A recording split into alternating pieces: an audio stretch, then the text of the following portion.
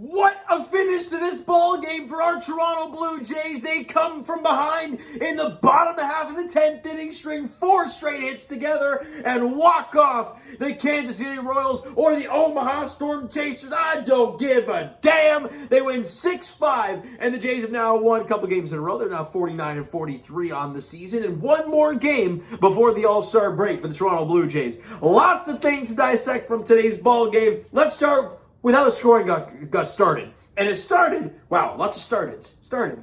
Interesting. Top of the 3rd inning, Bobby Witt Jr. hits an RBI single. Fermin comes in to score, and it gives him the 1-0 lead off of Maximo Castillo. And the Jays are down 1-0. Not where you want to be early in this ball game. However, I'm pretty confident the Jays will score at least 1 run in this ball game. Bottom of the 3rd inning, right after they take the lead, the Blue Jays answer with Alejandro Kirk ripping a single. I think it was to, I can't remember where he hit it, but he rips a single. Jansen comes sliding in safely head first into home plate, and the Jays have tied the game at 1. And it was really a back and forth game. And the reason I say that, here we go. Top of the 4th inning, Ryan O'Hearn hits an RBI triple. Right. Olivares comes in to score. Then Eaton hits a sacrifice fly. O'Hearn scores. And just like that, the Jays are down 3-1. Castillo's got the boot. And the sac fly, I believe, was Trevor Richardson giving him a sac fly. So that 3rd run didn't happen with Castillo actually on the mound. But doesn't matter. Next half inning, because this seemed to be a theme today. Next half inning, George Springer with the bases loaded and 2 out off of Daniel Lynch. Finally got his name right. Rips the ball to left field for a base hit. In comes Espinal. In comes Gurriel. And the Blue Jays have tied the game yet again, 3-3. And it stays that way until the top half of the 10th inning with Jordan Romano on. Gets the big strikeout of Bobby Witt Jr. with a guy at 3rd base, Hicklin. And Pasquantino comes up. And I mentioned in yesterday's video, man, he had some tough luck. He had like 2 balls to the warning track, a liner, actually 3 to the warning track if you count the Teoscar hit late in the ball game to the wall. So he pieced the ball up pretty good. And he got a full-on cement mixer from Jordan Romano and belts it to right field. The question is it fair? It's got the distance, and it hits the foul pole, giving the Royals a 5-3 lead. And we feel pretty deflated at that point because you know you're starting the next half inning with the guy at 2nd, but now you're down 2. So you got to score multiple runs. That guy at 2nd really doesn't mean all that much. So it hurts. However, and we go to that bottom of the 10th. And who comes out for the Kansas City Royals? Joel Payamps. And I'm like, oh my God. And I instantly, just like that, get flashbacks of Ryan Borucki in Seattle, right? You're in a tie game, extra innings. You need to score some runs, and a former Jay shoves you, and you lose. This time, a different story. And it starts with Vladimir Guerrero Jr. at the dish, with George Springer at 2nd. And this at-bat was so crucial, obviously, but for so many reasons. For one, I watched Vladdy's AB, and he was hunting fastball. That was what he was looking for, and I love it. I absolutely love it because Payamps threw 2 breaking balls that were pretty good. Like strike the ball, breaking ball down and out of the zone, but very enticing for a hitter at times when it's in the strike zone and it dies out. Vladdy doesn't sniff at either of them because he knows what he's looking for. And then he gets that weird, slider thing that's never a strike, but it's called the strike. And I'm like, okay, that's pretty bad.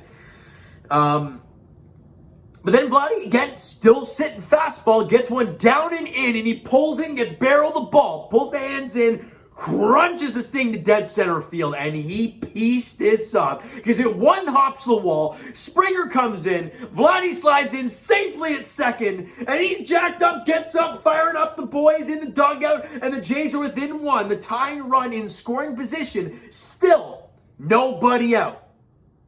Now, who's coming up? Raimel Tapia. Well, interesting. Tapia's hitting, after Vladdy. What's going on here? Well, earlier in the ballgame, Alejandro Kirk gets pinch run for, which makes sense late in the ballgame. You bring out Bradley Zimmer. Makes sense. That's really all he can do. Oh, he can't even do that, apparently. Because Bradley Zimmer leads off, and he gets picked off at first base. And I'm like, dude, you had one job. You didn't even get a chance to do that job, and that was run. And it's like, we just took Alejandro Kirk out of this ballgame. And rightfully so. Smart, obviously, the right move by John Schneider. But you just lost that bat from the game literally for nothing. And it was painful to watch. But anyways, we fast forward now. That at bat comes up, right? In that bottom of the 10th inning. And Tapia. People continue to bash him because, he's traded for Randall Grichuk, the advanced stats this, the advanced stats that. You know what I say to the advanced stats? I'm not going to do it because it's APG. But you know exactly what I'm thinking. Because he had a walk-off sac fly earlier in the season. And with a guy at second, nobody out, drills a ball up the middle, past the shift for a base hit. Vladdy comes in, slides safely at the plate, and the Blue Jays have tied it. You watch Tapia at first base. He is jacked up. And I'm sitting here watching this ball game after the Jays just tied, and I'm like, you cannot allow them to hit again. You just can't. Because you've already used, I got my list here, Richards, Meza, Phelps, Simber, Garcia, Romano. Who the hell are you going to use next? And be like, you use this guy. No, I'm not using Anthony Banda again. Maybe I don't think he can. He's already pitched 2 days in a row. But either way, I don't want that at all. Whoever the heck's next, I don't want him. So, Bo Bichette comes up. He rips one into left field for a base hit. And now we got runners at first and second. Still nobody out. You've had 3 consecutive hits. Payamps is shaking in his boots. Roger Center's on their feet. The Jays players at the top step of the dugout. They are ready to end this. And Teoscar Hernandez gets down 0-2, and I'm thinking, dude, just get the ball in play. Tapia has the speed. He will find a way to get to third. And he hits a chopper to short. And it goes off the glove of Bobby Witt Jr. into shallow left field. Tapia boogies. He slides in headfirst at home. He is safe. And the Blue Jays walk it off 6-5 over the Kansas City Royals. People are going to be like, well, you're overreacting, bro. You beat a double-A team. You could win 12-1. You could win 6-5 in walk-off fashion. You know what? You know the common factor is between those two scores? It's a W. And you could have won 12-1. You could have won 6-5 in walk-off fashion. Jays still have 49 wins. So I don't care. We all know they still need help. They still need the lefty bat. Wouldn't hurt to get another starter. They need a back-end bullpen help with velocity. We all know it. But enjoy the win. Enjoy it. Because what a finish to this ball game it was. 4 consecutive hits and a walk-off win for the Toronto Blue Jays. Remarkable stuff. Offensively, Vladdy. We have not seen him have this type of game in quite a while. 3 for 4 in the game, scored a run, had an RBI. I think he had 2 singles and the double in that extra innings. And he also walked once as well. I think going into the game, he had like 2 or 3 walk or what? I know he had like 1 walk not too long ago, but it was like 2 or 3 walks in the month of July. And I'm like, Vladdy? So to see him get the extra base pop on the double, the other 2 hits in the singles, he gets the run scored, the RBI, and he walks once, that's Vladimir Guerrero Jr. What a day for him. He needed it, the team needed it, and he was outstanding. Alejandro Kirk, before he left the ballgame, went 2 for 4 in the game with an RBI. Lourdes Gurriel Jr. continues to swing the bat extremely well. He went 2 for 3 with a run scored, and he walked once as well. The offense was flowing today, Jays fans. It really was. 12 hits total for the Blue Jays, so they get 6 runs on 12 hits. They strike out 10 times in the ballgame. They do walk 4 times, however, and they made those walks count. They did. Did they actually? I think that Danny Jansen, he had 2 walks in the bottom of the third. That run scored for Danny was on a walk, so that's important there for him. Great job by Jano.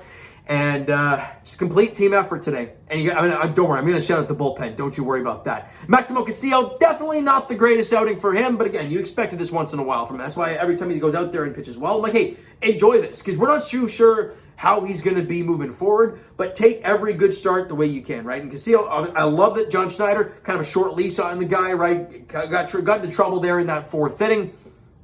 But no problem, right? 3 innings, 5 hits, 3 runs allowed, only struck out the 1. Still didn't walk a batter, still throwing a ton of strikes, but got hit pretty hard today.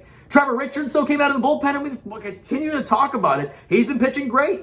1 inning, 1 hit, the sac fly, of course, and struck out one as well. So he did a good job going a clean inning. And Tim Mays did a great job. He went in inning, allowed one hit, got a strikeout. Good job from Timmy. And David Phelps, man, I'm watching his outing. I'm like, this guy has no command today. It is ugly to watch. One inning, got a strikeout, walked two, and got bailed out because I'm not sure about that call, but it was like catcher interference because I think it was O'Hearn, swung and missed and kind of stepped over home plate.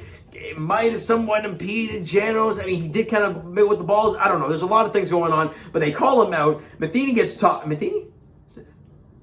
The manager gets tossed.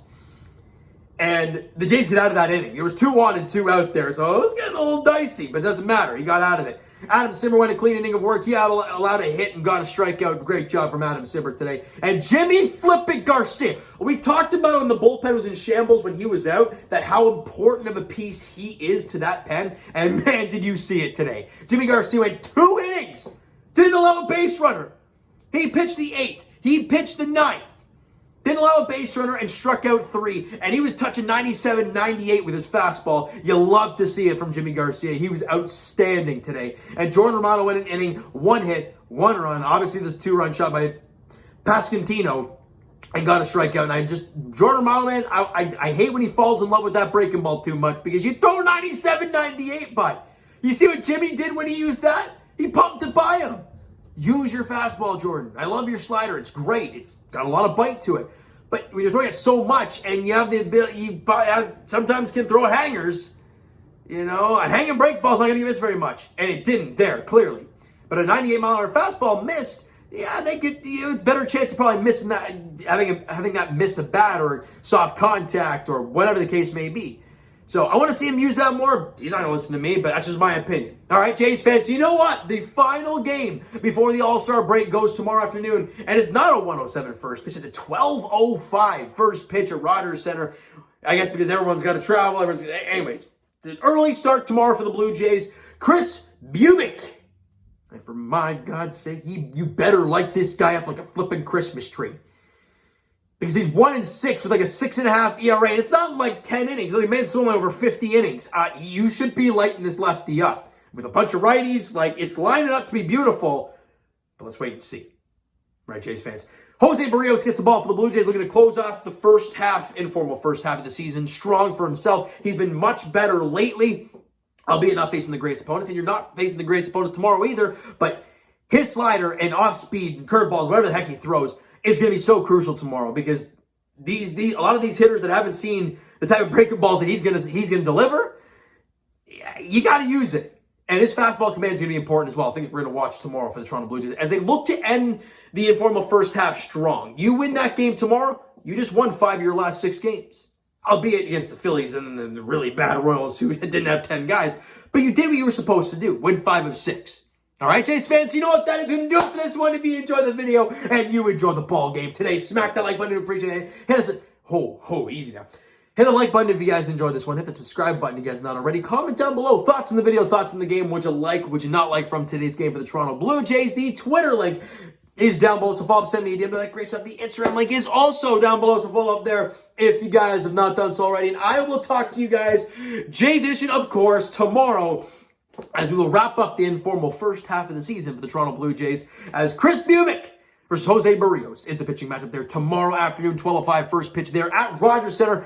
And then I'm going to have a week off, which is weird because I never do, but it'll be nice to kind of take a breath, just relax a bit, and not have to worry about baseball or any sport for that matter. All right, so thank you guys so much for listening and watching. I hope you enjoyed the video and the ball game this afternoon. We'll talk to you guys then.